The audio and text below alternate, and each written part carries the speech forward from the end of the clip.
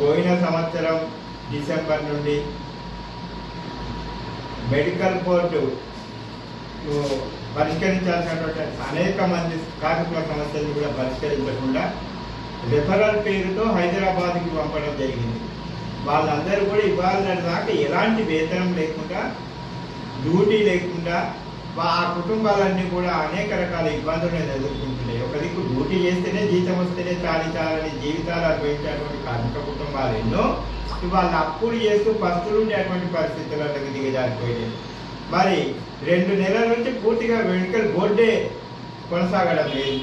దీన్ని ప్రశ్నించాల్సినటువంటి సంఘాలు, గుర్తింపు ప్రాతినిధ్య సంఘాలు కేవలం నిమ్మకు నీరెత్తినట్టు వ్యవహరిస్తూ యాజమాన్యానికి అనుకూలంగా మారి కేవలం పైరవీల ద్వారా డబ్బులు దండుకోవడానికి మాత్రమే పరిమితమై పనిచేయటం వల్ల ఈ అనేక రకాల ఇబ్బందులకి కార్మిక వర్గం గురవుతున్నది. హెచ్ఎంఎస్గా మేము ఒకటే చెప్తున్నాం, కార్మికులకి నష్టం కలగకుండా చూడాల్సిన బాధ్యత గుర్తింపు ప్రాతినిధ్య సంఘాలపై ఉంది. మరి ఆ డ్యూటీని మీరు నిర్వహించకుండా కేవలం మీరు ఏదో గ్రూప్ తగాదాలు కొట్లాడినట్టు, మీకే పడనట్టు, కార్మిక వర్గంలో ఏదో ఒక సమస్యను సృష్టించినట్టు మీరు తాపత్రయపడుతున్నారు తప్ప కార్మిక వర్గం మొత్తం గ్రహిస్తున్నది.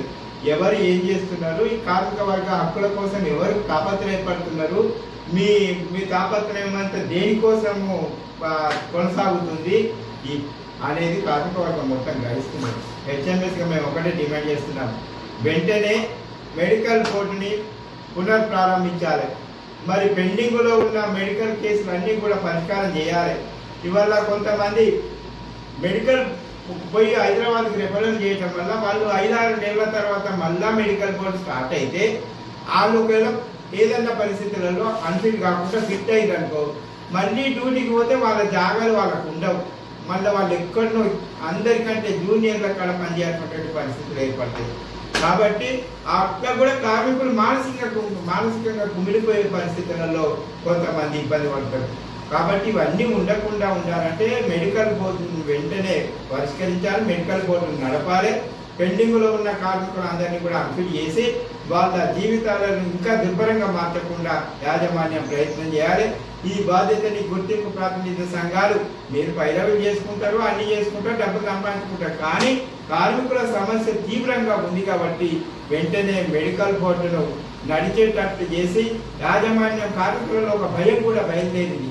మెడికల్ బోర్డు వెంటనే నిలిపేసి ఉద్యోగాలు రాకుండా చేస్తారేమో అని ఆ కుటుంబాలన్నీ కూడా తపన పడుతున్నాయి, మనోవేదన గురవుతున్నాయి.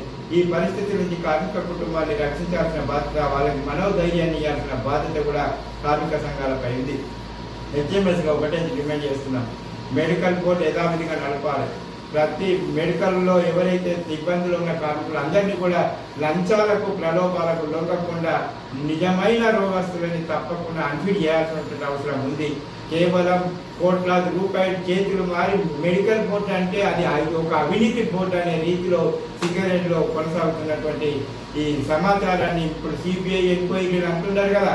ఈ సిబిఐ ఎంక్వైరీల ద్వారా మన కొత్తగూడెంలో ఆడు ఎంత ఫ్రాడ్ చేసిందో ఇవాళ విచక్షణ రహితంగా సిబిఐ ద్వారా ఎంక్వైరీ చేసినామన్నారు. మళ్ళీ దాన్ని కూడా మూసేసినట్టే కనబడుతున్నది.